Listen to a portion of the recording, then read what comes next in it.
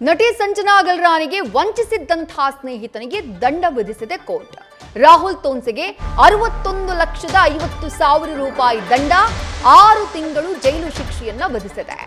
ಆರೋಪಿಗೆ ದಂಡದ ಜೊತೆಗೆ ಶಿಕ್ಷೆಯನ್ನ ವಿಧಿಸಿದೆ 33ನೇ ಎಸಿಜೆಎಂ ಕೋರ್ಟ್. ನಟಿ ಸಂಜನಾ ಗಲ್ರಾನಿ ಸ್ನೇಹಿತನಾಗಿದ್ದ ರಾಹುಲ್ ತೋನ್ಸೆ ಲಾಭಾಂಶದ ನೆಪದಲ್ಲಿ ನಟಿಗೆ 45 ಲಕ್ಷ ರೂಪಾಯಿ ಹಣವನ್ನ ಈ ತೋನ್ಸೆ ವಂಚಿಸಿದ್ದ ಅನ್ನುವಂಥ ಮಾಹಿತಿ. ರಾಹುಲ್ ವಿರುದ್ಧ ವಂಚನೆಯ ಪ್ರಕರಣವನ್ನ ದಾಖಲಿಸಿದ್ರು ಸಂಜನಾ. ಸದ್ಯ ಈ ಪ್ರಕರಣದಲ್ಲಿ ಸಂಜನಾ ಗಲ್ರಾನಿಗೆ ಬಡ್ಡಿ ಸಮೇತ ಹಣವನ್ನ ಹಿಂದಿರುಗಿಸುವಂತಹ ಕೆಲಸವನ್ನ ಕೋರ್ಟ್ ಮಾಡಿದೆ. 45 ಲಕ್ಷ ರೂಪಾಯಿಯನ್ನ ಸಂಜನಾ ಗಲ್ರಾನಿಯಿಂದ ಒಳ್ಳೆ ಲಾಭಾಂಶವನ್ನ ತಂದು ಕೊಡ್ತೀನಿ ಅಂತ ಹೇಳಿ ಯಾವಾರಿಸಿ ಪಡ್ಕೊಳ್ಳುವಂತಹ ಕೆಲಸವನ್ನ ರಾಹುಲ್ ತೋನ್ಸೆ ಮಾಡಿದ್ದ. ಈ ಕೇಸ್ನಲ್ಲಿ ಸದ್ಯ ಆಕೆಗೆ ನ್ಯಾಯ ಸಿಕ್ಕಿದೆ.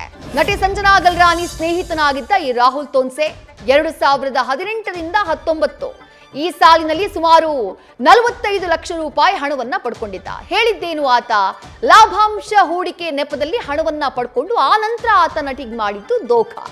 ರಾಹುಲ್ ಮಾತನ್ನ ನಂಬಿ 45 ಲಕ್ಷ ರೂಪಾಯಿಯನ್ನ ಕೊಟ್ಟಿದ್ದ ಸಂಜನಾ ಗಲ್ರಾನಿ ಕಂಗಾಲಾಗಿ ಹೋಗ್ಬಿಟ್ಟಿದ್ರು. ನಂತರ ಯಾವುದೇ ವ್ಯವಹಾರವೂ ಆಗದೆ ರಾಹುಲ್ ವಂಚನೆ ಮಾಡ್ಬಿಟ್ಟಿದ್ದ. ಆ ಬಳಿಕ ಸಂಜನಾಗೆ 2 ಚೆಕ್ ಅನ್ನ ಕೊಟ್ಟಿದ್ದ. ಆಯ್ತಮ್ಮ, ನಿನ್ನ ಹಣ ನೀನೇ ವಾಪಸ್ ತಗೋ ಅಂತ ಹೇಳಿ ರಾಹುಲ್ ತೋನ್ಸೆ 2 ಚೆಕ್ ಕೊಟ್ಟಿದ್ದ.